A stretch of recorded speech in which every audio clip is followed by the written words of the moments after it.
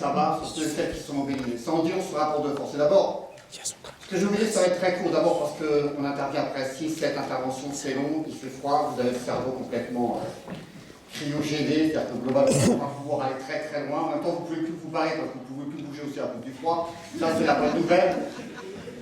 Mais en même temps, c'est ça aussi notre combat. Notre combat, il a lieu avec nos petites mains douces. C'est-à-dire que vous avez remarqué qu'il n'y a pas de grande presse, à part One, Two, Three, il est en Algérie, mais lui, il est partout. Et dès qu'il y a un drapeau algérien qui peut se montrer, il n'est pas très loin. Nous, on a proposé un gant noir. Il y a des potes qui m'ont dit, mais range ton gant noir, je vois venir avec un drapeau algérien. Je lui dis, ferme ta gueule, tu viens avec un gant noir, tu restes tranquille. Parce qu'il nous la faut chaque fois de la même manière, parce que j'y viendrai sur cette histoire de gant noir. Mais concrètement, je veux dire ici aux 105 personnes qui sont assises en face de nous. Parce que tu as le temps de compter, si tu veux. Vous ne vous rendez pas compte, mais sans déconner, vous vivez un moment historique. On ne dirait pas comme ça, je vous connais. La caméra, c'est l'enquête internationale. Mais en vérité, c'est un moment historique, enfin, qui a l'ambition de l'être. Parce que l'idée de faire grève sur les questions qui peuvent relever de discrimination raciste dans le monde du travail, et ça a été dit, William en a parlé, il y a quelques jours, j'étais avec les praticiens hospitaliers qui sont des médecins, là encore, à diplôme hors Union européenne. Et comme ce sont des médecins à diplôme hors Union européenne, ils sont extrêmement précaires, ils sont payés au lance-pierre par rapport à leurs collègues, ils sont souvent surdiplômés, souvent certains d'entre eux ont formé des externes, des internes qui leur sont passés devant du point de la hiérarchie, eux sont restés là où ils sont, et puis ils assument les gardes plus que la moyenne, les urgences, je ne vous invite pas à y aller vu l'état actuellement des services publics hospitaliers, mais les urgences sont tenues en France, beaucoup, essentiellement, par ces travailleurs et ces travailleuses précaires, à diplôme hors Union européenne. Ils s'appellent même les PADU, praticiens à diplôme hors Union européenne, et ces PADU, eh bien, étaient mobilisés il y a quelques temps en disant « Nous, on souhaiterait notre régularisation, t'as l'impression ». Ils ont 10 ans, 20 ans d'exercice. Certains d'entre eux, d'ailleurs, sont français. C'est simplement le diplôme qui n'est pas, lui, français. Eh bien, ils demandent leur régulation. Ils demandent à pouvoir travailler à égalité de droit, tout simplement.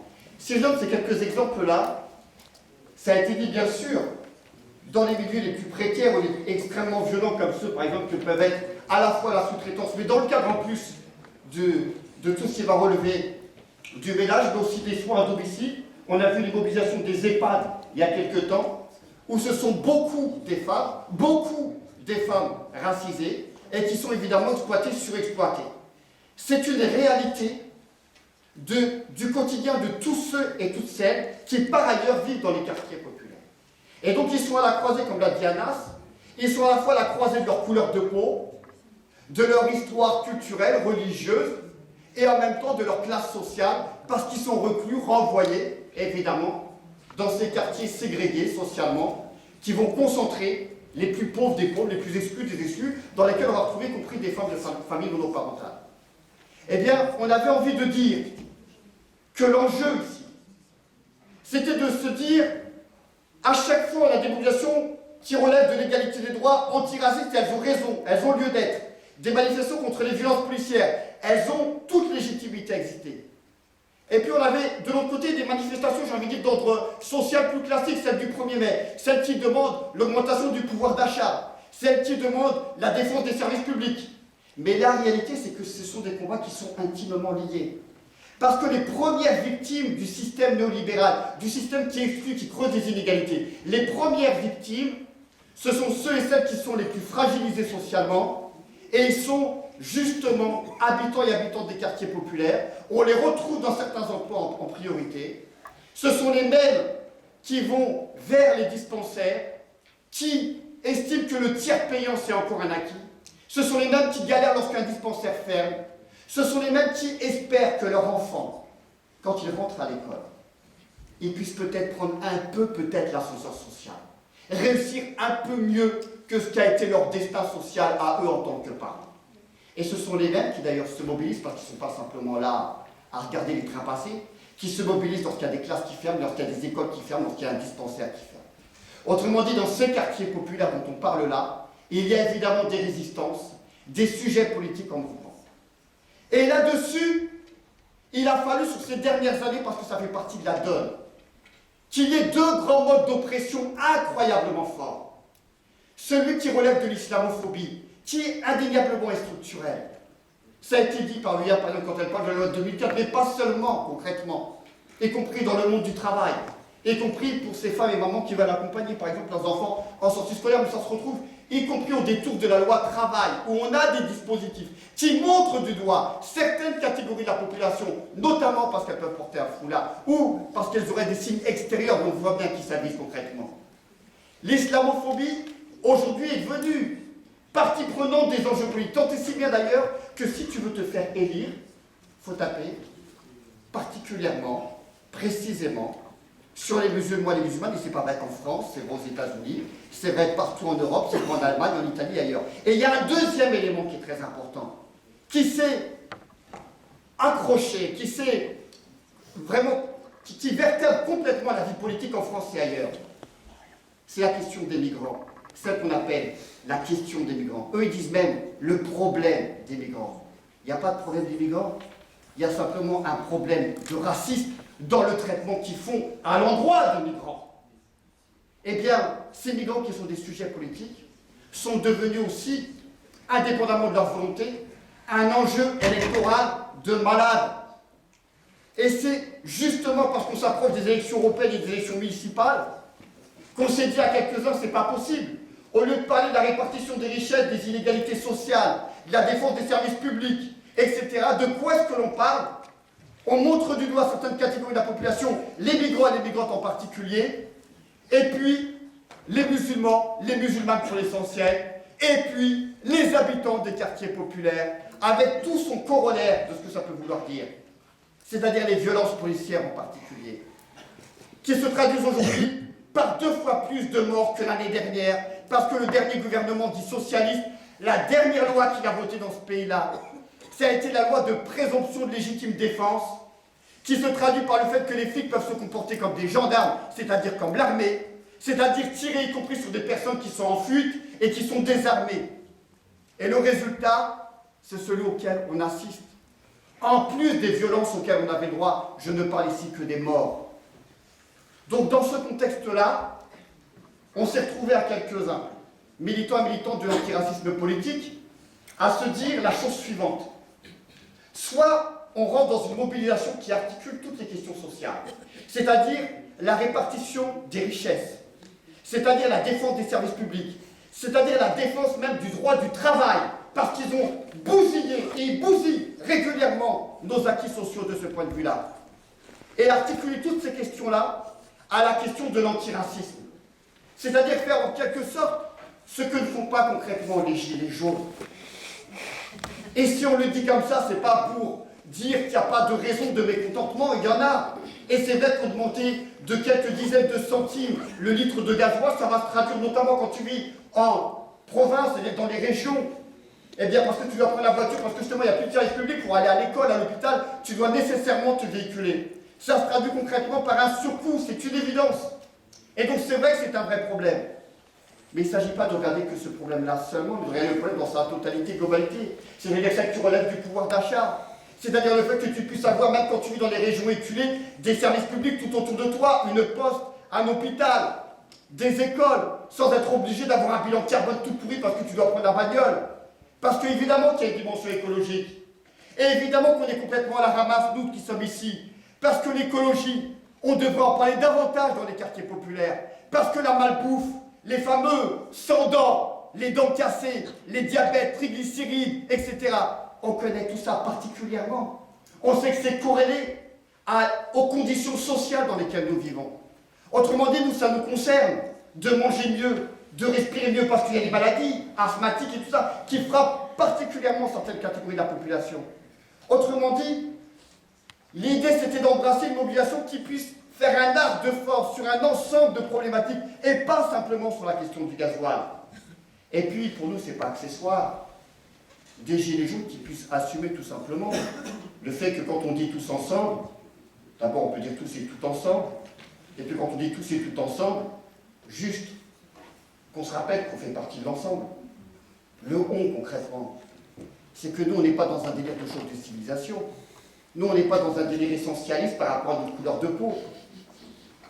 Ce Ce qu'on est en train de dire simplement, c'est que si on veut faire plier, tordre le bras de ce gouvernement Macron, il va falloir prendre en compte, y compris, en plus de oppressions spécifiques à l'exploitation capitaliste et tout ce que je viens de dire, prendre en compte y compris les oppressions spécifiques qui sont des questions sociales, je viens de le dire, fondamentales, parce qu'elles vertèbrent l'ensemble du champ politique aujourd'hui.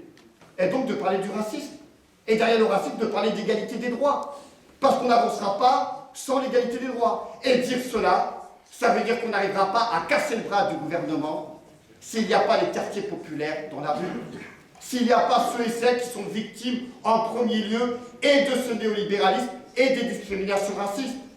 Autrement dit, c'est pas pour se la raconter. C'est pas pour dire qu'on est les meilleurs par un délire essentialiste ou je ne sais quoi. C'est dire simplement que ceux et celles qui sont rejetés en marge, alors qu'ils font la centralité de l'actualité, c'est important, c'est fondamental qu'ils apparaissent comme sujet politique. Et concrètement, attention, qu'on ne se raconte pas d'histoire, ils et elles le font. La bataille autour de l'hôtel Parc Hyatt à Vendôme, c'est rien d'autre que des sujets politiques qui se battent du matin au soir dans des conditions incroyables depuis maintenant 2 mois. Et ce ne sont évidemment pas les seuls. Il y a d'autres bagarres tout autour de nous. Il n'y a pas obligatoirement le bruit et la presse derrière tout ça. Mais ce que je suis en train de dire, c'est que quand tu vis dans un quartier populaire, que tu es arabe, noir, pauvre, rome, zigane, musulman, musulmane, tu n'es pas que simplement arabe, noir, rome, pauvre, musulman, musulmane, zigane. Par ailleurs, tu as un taf, précaire ou pas précaire, et tu te bats y compris dans ces conditions de travail avec tes collègues et tes camarades de boulot. Et c'est ça qu'il va falloir assumer. Parce que ceux et celles qui gueulent à la convergence depuis la nuit des temps, il va falloir assumer le fait que peut-être cette convergence, elle va passer par le fait d'embrasser à la fois ces discriminations racistes auxquelles il faut mettre fin, et mettre fin évidemment à ces inégalités sociales qui se creusent sans cesse davantage. Le dire comme ça, nous on a eu une idée. Vous voulez que je vous raconte? Ça s'est fait au coin d'une table dans un troquet, mais je ne dis pas que c'est toujours à cet endroit-là que les meilleures idées, elles naissent. Je suis simplement en train de dire qu'une fois qu'on avait posé les problématiques de répression et tout ça, on s'est dit, mais qu'est-ce qu'on peut faire? On avait fait des manifs, on a fait, on refera des manifs. Et on s'est dit, un truc en vérité qui fait vibrer tout le monde. L'idée de faire grève, de disparaître simplement sur les questions d'inégalité sociale et les questions de racisme. Disparaître. Est-ce que ça a déjà existé dans le temps? Oui. Le 8 mars dernier, les femmes dans l'État espagnol ont décidé de se mettre en grève pour la question de l'égalité. En 2006, les latino-américains ont fait pareil, alors qu'il y avait une loi raciste à leur endroit. Ils se sont mis en grève, les latinos, 1 million de personnes, en exigeant l'égalité et en refusant de consommer. Le mouvement des travailleurs arabes, en 1973, vous n'étiez pas nés. Mais c'est l'histoire du mouvement ouvrier, et vous permettez que le MTA fasse partie du mouvement ouvrier. Eh bien, le mouvement des travailleurs arabes, parce qu'on a tué une quarantaine, justement, d'Algériens, parce que l'Ouest n'en pouvait plus de cette Algérie indépendante, et particulièrement dans le sud de la France, eh bien, a appelé à une grève en exigeant le fait qu'ils ne soient pas évidemment tués, mais qu'ils ne soient pas discriminés de manière très générale. Et cette grève est partie de Marseille, et elle est partie ensuite à Lyon, elle est partie à Toulouse, Bordeaux, Paris, et ça s'est étalé sur plusieurs jours. Alors évidemment, ce à quoi on s'essaye ce 30 novembre-là, c'est assez nouveau dans la forme. On a maintenant des appels de syndicalistes et des syndicats qui ont posé des préavis de grève. Je le dis parce que s'il y en a qui filment comme ça, pour que si c'est en direct machin, tu peux te mettre en grève le 30 novembre, t'es couvert. Enfin, t'es couvert le 30 novembre. Si vous voulez continuer après, c'est collectivement en se réunissant sur une base de revendications locales. Mais c'est super important de comprendre ça. On peut se mettre en grève le 30 novembre. Je veux dire, sans qu'il y ait de risque du point de vue du droit du travail. Et le 30 novembre, c'est évidemment disparaître de la consommation dans les grandes surfaces. Anas nous proposait tout à l'heure, nous on n'y avait pas pensé, mais peut-être c'est une connerie, peut-être il faut le faire en vérité. Anas il nous dit, ouais, les gens ils sont dans les chichas, peut-être il faut fermer les chichas le 30 novembre. Mais voilà, mais c'est pas grave, si on va fermer les chichas, on va faire un appel, fermer les chichas. Mais fondamentalement, si ça pouvait permettre simplement, y compris pour les propriétaires de chichas qui ont pris la tête régulièrement, justement en disant que chez eux, c'est pas lisse, c'est pas là, le problème écologique, là, tu risques là. Enfin bref, tous les problèmes que vous connaissez bien. Moi je dis simplement, et on le dit collectivement, les idées sont à construire au fur et à mesure. On verra bien la gueule du 30 novembre. Il y aura la possibilité le 30 novembre de se retrouver à la Bourse du Travail par ailleurs ou dans d'autres endroits. Regardez sur le site Rosa Parks, vous verrez les rendez-vous, ils seront mis. Le fameux 30 novembre, il y aura des mobilisations évidemment dans d'autres villes de France. Et le 1er décembre, on va tous manifester ensemble. Le 30 novembre, tu disparais des réseaux sociaux. Je le dis pour ceux qui sont accros. Prépare-toi bien le 29, tu reprendras le 1er, mais le 30, tu fais une pause. Et c'est difficile, je sais que c'est difficile. Moi qui suis à fond dans les réseaux sociaux, c'est impossible, je vois bien le problème. Donc ce que je vous propose simplement, c'est qu'on se retrouve tous ensuite le 1er décembre. Et on était, il y a quelques jours, avec les camarades de Marseille. Vous connaissez peut-être ou pas Kamel de McDo, on l'appelle comme ça, tu vois que c'est un logo. C'est Kamel de McDo, c'est le seul salarié de McDo qui est hyper connu, qui a failli se faire exploser la vie pour défendre son outil de travail et celui de ses camarades à McDo Marseille. Eh bien, Kamel de McDo, avec d'autres camarades, Mohamed Ben Saada et d'autres, qui ont manifesté dans le collectif Faubagne, là où les immeubles se sont écroulés, ou plutôt là où on a fait écrouler des immeubles sur des gens. D'ailleurs, regardez le blast des gens qui sont morts et mortes. Concrètement, ils vont organiser à Marseille aussi des rendez-vous le 1er décembre. À Toulouse, ils vont faire autre chose. Ils vont envoyer un car Rosa Parks. D'abord parce que l'idée, elle est belle. Un car Rosa Parks.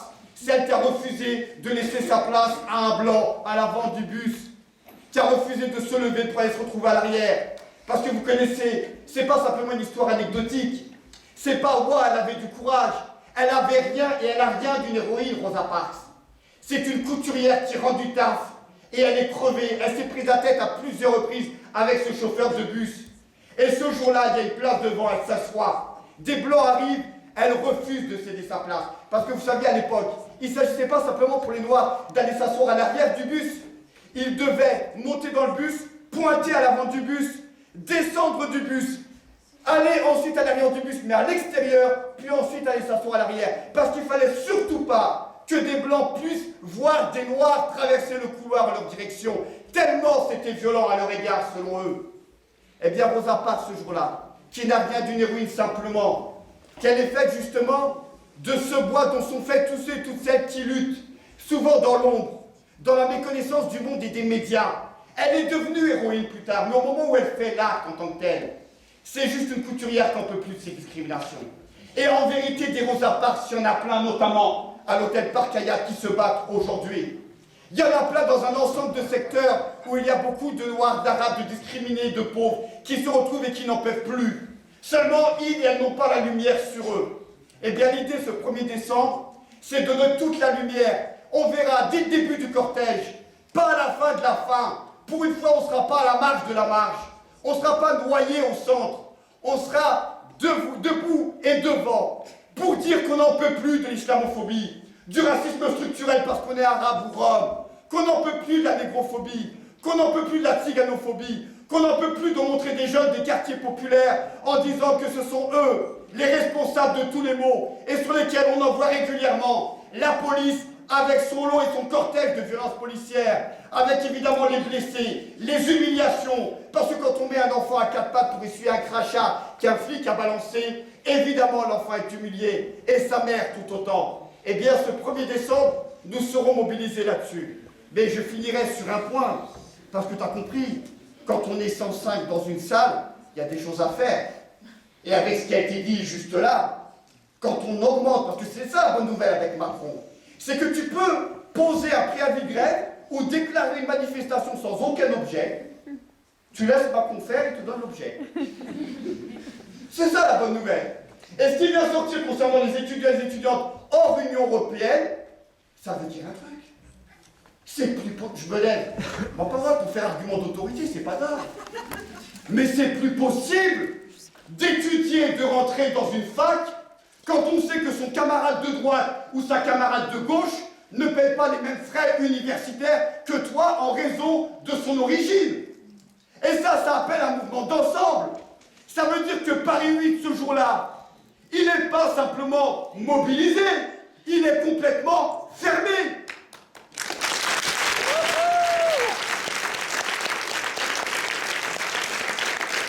Et je vous propose, vous faites comme vous voulez, hein, faites comme vous voulez, les collègues. Mais il y a un mode d'emploi. Nous, on a lancé une campagne de SMS. Bon, on l'a lancé comme on pouvait, voilà, là. Mais en vérité, ça y est, ça part d'ici. Personne ce soir se couche sans avoir envoyé 10 SMS dans son entourage, en ajoutant, si tu ne fais pas le tourner, attention sur toi. Tu sais, les trucs qui font flipper, là. Tu vois? Toi, tu vas pour dormir, tu dis, on sait jamais, quand même, attends, je l'envoie. Eh, ce SMS doit tourner sur ce mode-là.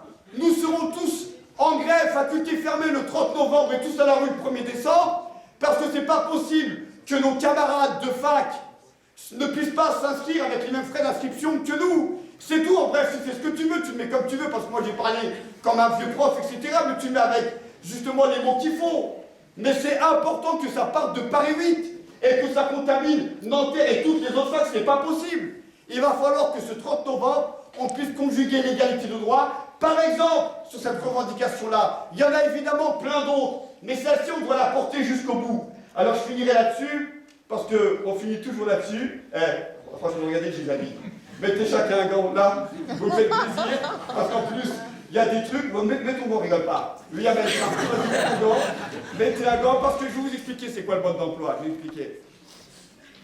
Je sais, parfois on frôle un peu le ridicule, mais collectivement, c'est plus du ridicule, ça s'appelle l'avant-garde. Je vous dis, moi, le 1er décembre, on manifestera avec un gant noir en hommage à ces athlètes américains qui se sont battus droit et debout pour la dignité, pour l'égalité, jusqu'au bout. Ce 30 novembre, tu viens pas avec deux gants, tu viens avec deux, tu passes à ton voisin, il y a toujours des squatteurs de gants, ça existe.